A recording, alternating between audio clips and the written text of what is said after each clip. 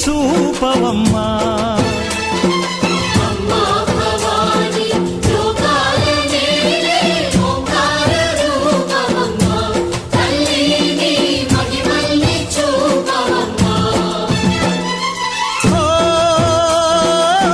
సృష్టికే దీపమా, శక్తికే మూలమా, సింహరథమే నీదమ్మా. అమ్మ దుర్గమ్మ భక్తులను దీవించుమా.